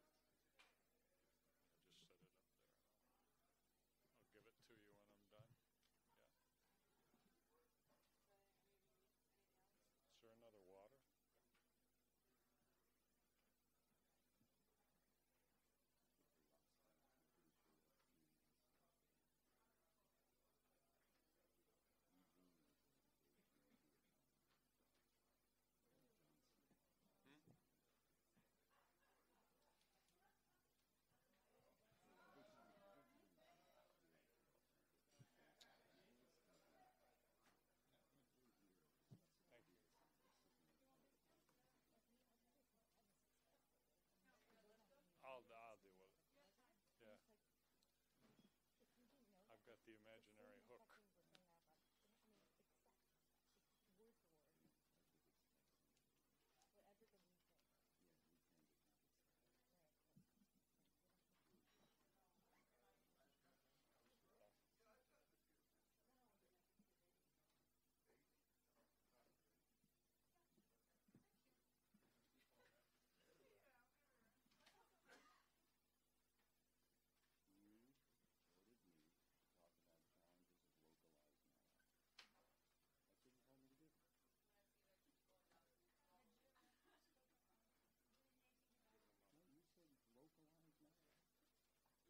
I'm doing what the Daphné ordered.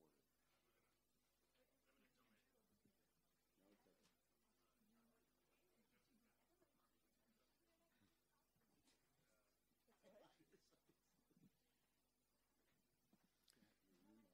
Welcome back. We're going to return to our agenda here. There are a few people still coming in from the hallway, but time is marching on.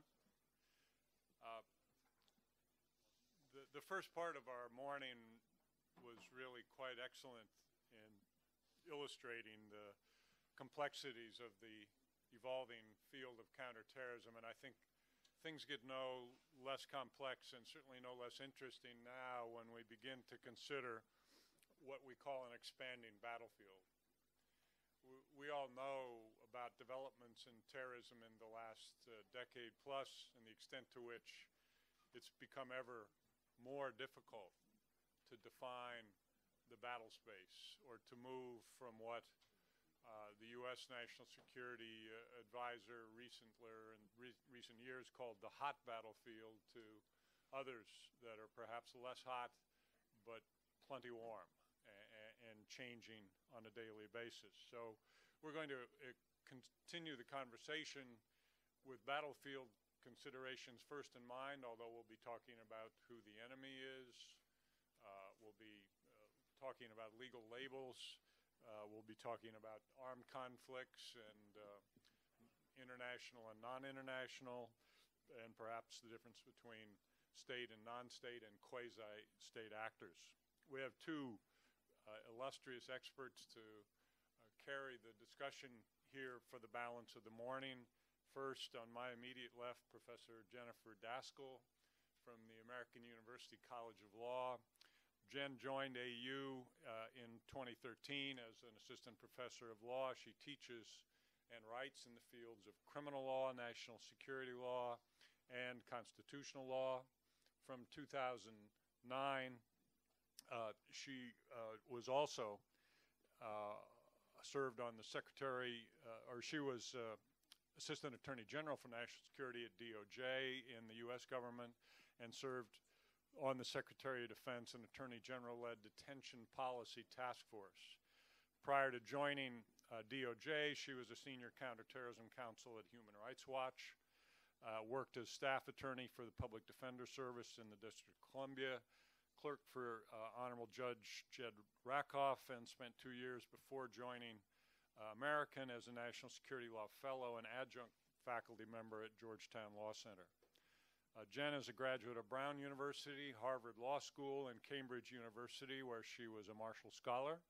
She's had a slew of recent publications, many in the area of counterterrorism. I won't read them all here. And she's also commented repeatedly in op-eds in the New York Times, the Washington Post, the International Herald Tribune, LA Times, Salon. She's appeared on BBC, C-SPAN, CNN, MSNBC, NPR, and now New Battlefields, Old Laws right here in Herzliya.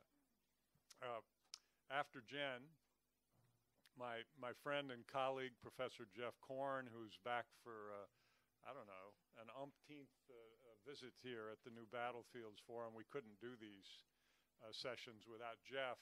Jeff joined the South Texas faculty in 2005, so he's 9 years an academic there, where he's been teaching national security law, the law of armed conflict, criminal law, criminal procedure, comparative terrorism law, international law, ethics for prosecutors, and military law for civilian practitioners. Prior to joining academia, Jeff spent 22 years in the service of our nation as an Army officer and a civilian employee. In his last position in the Army, he served as the Army's senior law of war expert in the Office of the Judge Advocate General and chief of the Law of War branch in the International Law Division. Prior to serving in that position, Jeff was 21 years on active duty in the Army, retiring in the rank of Lieutenant Colonel in the JAG Corps. His career in the military included service as a tactical intelligence officer in Panama, chief prosecutor for the 101st Airborne, chief of the international law for U.S. Army Europe, and National Security Regional Defense Counsel for Western United States, and a professor of international and national security law at the Army JAG School in Charlottesville. He's a faculty advisor to the National Security Law Society at South Texas.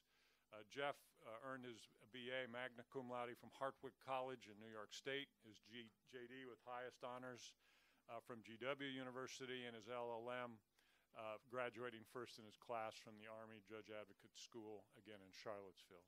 He's also a graduate of the Army Command and Staff College. Jeff's been awarded the Outstanding Teacher Award from his law school in South Texas many times, beginning in 2007. So I'm going to turn it over first to Jen. Each of them will make some remarks, and we'll reserve some time toward the end of the hour before lunch for a general discussion. Jen, the floor is yours.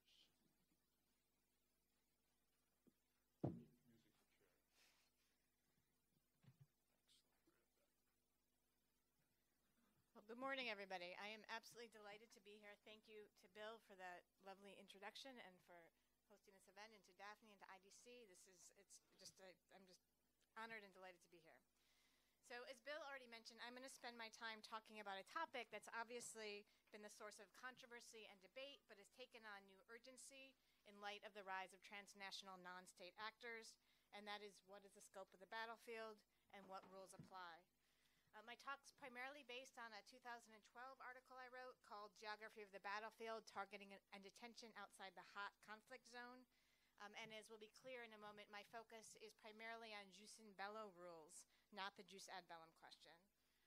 My focus also tends to be U.S. focused, and it's so purposefully.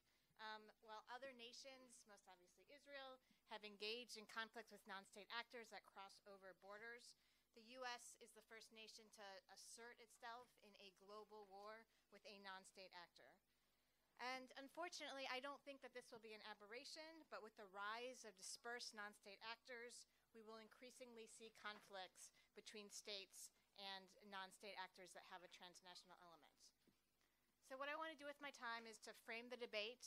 I want to offer an argument in favor of a broad concept of the conflict that extends to where the enemy is located, but with stricter rules for targeting and detention outside of hot conflict zones or active conflict zones. And then third, I would like to end with some suggestions as to how the same conceptual framework might also apply to actions taken in self-defense. So as I'm sure all of you know, there is an active and ongoing debate between those such as the former George W. Bush and now the Obama administration, and albeit with some additional nuance, who argue that the conflict with al-Qaeda extends to wherever the enemy is located, and those like the International Committee for the Red Cross, who argue that there is no such thing as a transnational armed conflict with a non-state actor. According to the ICRC, conflicts are geographically limited, and the existence between an armed conflict between the U.S. and al-Qaeda in Afghanistan tells us nothing about whether or not there is also an ongoing armed conflict between the United States and an al-Qaeda offshoot in Yemen. Each conflict needs to be looked at independently. On this, I take the side of the U.S. government and argue that in a conflict with a transnational non-state actor, assuming that it really is the same non-state actor, and that's a key assumption, that the conflict extends to where the enemy is operating. And that the attempt to impose territorial-based limits to a conflict with an actor that knows no territorial limits does not reflect realities on the ground, and it unduly ties the state's hand. On the other hand, I also share the concerns of those who fear that this position equates to war everywhere. And this is a particular concern given the very broad conception, particularly the conception that's been promulgated by the U.S. government as to who qualifies as a member of an enemy force, of the enemy force in this type of conflict. And this, at least from the U.S. perspective, the United States analogizes in a non-international armed conflict to the rules of international armed conflict, and argues that individuals who are members of the enemy forces can be detained. And in the context of habeas litigation, in the context of adjudicating who is detainable in this conflict with al-Qaeda, the United States has advanced, and U.S. courts have accepted, a fairly broad conception of who qualifies as a member to encompass individuals who have not engaged in any specific identifiable belligerent act, to encompass individuals who have not even been accused of planning or attempting any sort of specific belligerent act, but to include this concept of functional membership, which can rest on things like guest house attendance or training camp participation. And while these definitions have arisen in the context of detention, the analogy to the rules of international armed conflict suggests that these individuals are targetable as well. And the U.S., so that this raises a concern that individuals who meet this very broad conception of who qualifies as a member can be targeted wherever they are found. Now, that said, there are geographic-based limits based on rules of sovereignty and rules of jus ad bellum in terms of when the United States can enter the territory of another state in order to seek out one of these targets. But all of these rules are obviously malleable, and they're changeable based on the consent of the nation. So while in practice, targeted killings by the United States in the context of this conflict have been limited to what I generally call lawless areas, or areas where there's not effective state control, northwest Pakistan, Yemen, parts of Somalia. As a matter of theory, there's nothing that would prevent the United States from launching a targeted strike in the north of London, in the countryside north of London, if the UK government gave the United States consent, if for whatever reason the UK government did not want to take action itself, and the UK government said, we do not want US troops coming, we do not want to give permission for a capture mission, but we will give you permission to take a targeted strike. There's nothing as a matter of theory that would prevent the United States from doing so. And so this leads to my second part, which is a claim that we ought to think about zones of active conflict differently from how we think about zones outside of the active conflict area. And this requires both an explanation of the terms and a defense of why this difference matters. So first, what do I mean by a zone of active hostilities? And drawing on case law and treaty law, both US and international, I argue that zones of active hostilities include those where there is protracted, intense fighting. And while I didn't say this in my earlier article, I'm increasingly convinced that a key and necessary component is boots on the ground, either one's own troops or the troops of a co-belligerent or of a nation that the state is supporting. Think, for example, the US and its support of Iraq and ISIL. And I argue that existing law defining hostilities and defining even the existence of a non-international armed conflict supports this definition, and I'm happy to discuss it more. I'm happy to discuss why I've landed on this definition legally, but for now I want to talk about the normative reasons as to why I think this distinction makes sense. And there's four. So first, particularly absent troop presence, we just don't have the same concerns about risk to one's personnel or the personnel of the troops of the nation that one's defending that one does when there aren't troops on the ground. Second, absent troop presence and active ongoing fighting, we are generally, not always, but generally talking about actions that not only provide the opportunity, but require deliberation, advanced planning, serious thought into how this operation is going to be conducted, who the target is going to be. And in that context, there's both an opportunity for, and I argue a responsibility for, applying heightened procedural protections and also heightened substantive standards in terms of who the target can be. Third, outside of zones of active hostilities, we generally have normal institutions functioning. Law enforcement is generally functioning. Courts are generally functioning. and therefore we ought to rely on those institutions and not rely on the more extraordinary powers that war permits. That said, I recognize that this feature of normal institutions functioning is not applicable in the zones of lawlessness where most of the targeted strikes have taken place in the particular conflict between the United States and Al-Qaeda. And this factor in and of itself might provide the actual justification for those strikes. And my fourth argument is about notice, in particular notice to the civilian population. And in places of protracted armed violence, the civilian population is on notice that they are living in what is in effect a war zone. And they can, at least in theory, not always in practice, take some precautions. Their host government can take some precautions and protections, providing safe passage out. In an area where there's not protracted intense fighting, then there simply isn't the notice, which I think is important in order, particularly when one considers the values of protecting the civilian population, which are at the heart, or a key value that's at the heart of humanitarian law. And so my argument is that outside of zones of active hostility, when there are no force protection concerns, when there is this opportunity and often a requirement of significant advanced planning, then heightened standards ought to apply in terms of who can be killed and who can be targeted, along with heightened procedural protections. Now, I note with some pleasure, although I don't claim any correlation, that after this article was released, the Obama administration adopted precisely such a distinction, albeit as a matter of policy, not law. So in May of 2013, Obama announced heightened standards for targeting outside of zones of active hostilities. The administration announced that targeted killings would only occur outside of zones of active hostilities against those who pose a continuing imminent threat.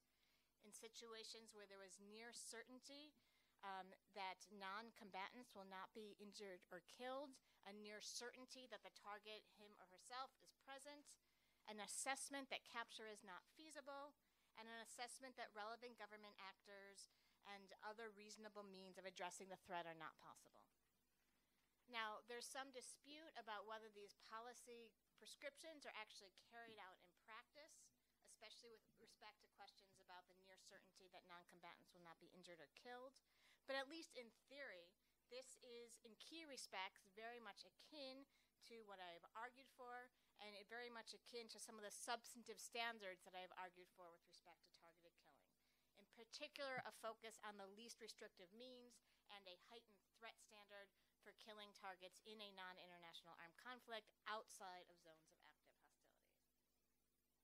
And I would also suggest that the fact that the Obama administration has adopted this distinction, albeit as a matter of policy, not law, suggests that it is possible, contrary to some of the critics, to distinguish between these two zones, to distinguish for operational purposes between the zone of active hostilities and elsewhere. And there's also been a determination, albeit as a matter of policy, not law, that this is a good thing, that there's a positive benefit to limiting one's own actions outside of zones of active hostility.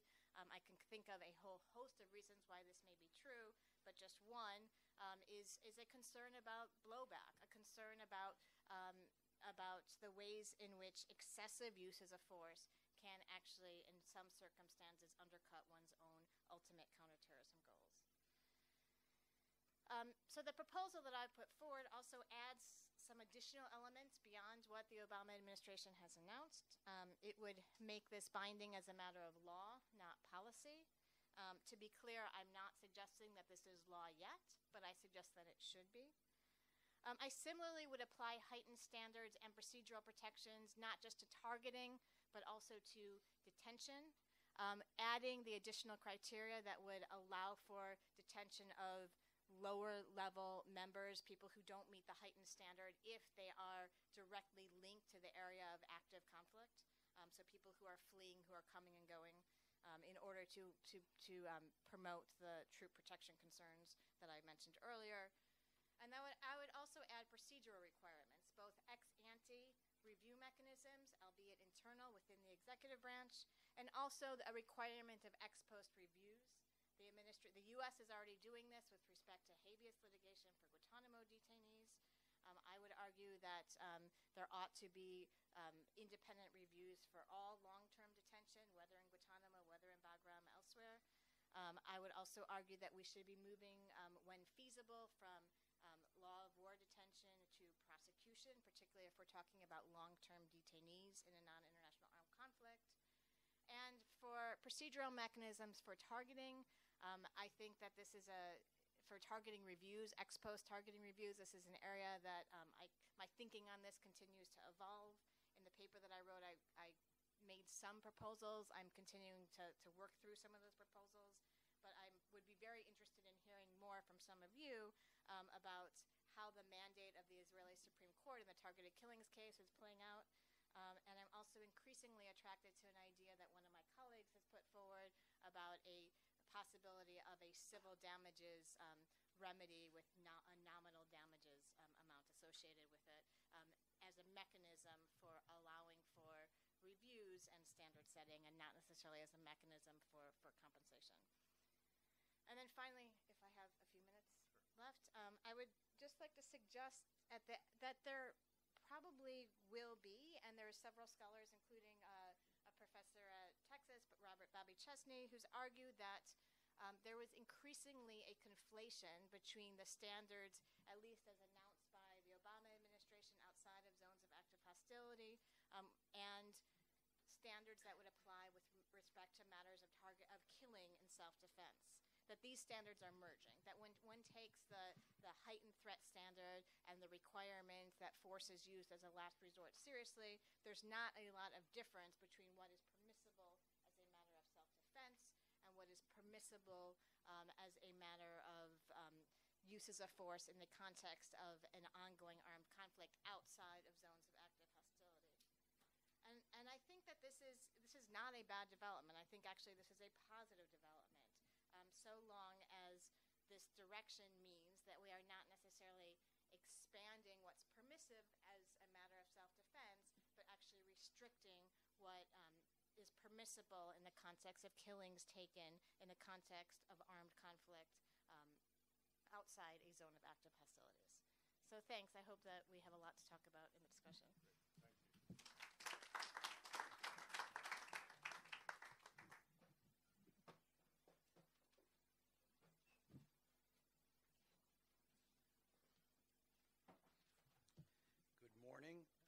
Thank you for the introduction from my friend Bill. I'll write up a much shorter bio next time. And more importantly, thank you for the invitation. Thank you for all the work that Daphné's done behind the scenes. I know how hard she works to put this together for you. And it is really the highlight of my personal academic symposium travel process. I was saying last night that this is a long flight from Houston. First to Newark, and then we sat on the runway for 4 hours with a delay, and then to Tel Aviv. And it didn't bother me at all. It's the only trip where I don't dread it the day before, because I know I'm coming to be with friends, and I know that the audience at this event is always so insightful and brings so much value to the dialogue. And even more rewarding today because we're with new friends on the team, and I'm just so grateful that you included me this year, both of you, so thank you. The doctor ordered me, Dr. Daphné ordered me to talk about challenges associated with what she characterized as localized NIACs. So I said to Bill that I think the way we'll divide this is Jen talks about the away game and I'm going to talk about the home game, right? When a nation fights a non-international armed conflict, either in its territory or proximate to its territory, obviously an issue that is very much in the minds of everybody here as a result of the recent operations. And it really did force me to realize that I had been spending so much time thinking about the geography of non-international armed conflict.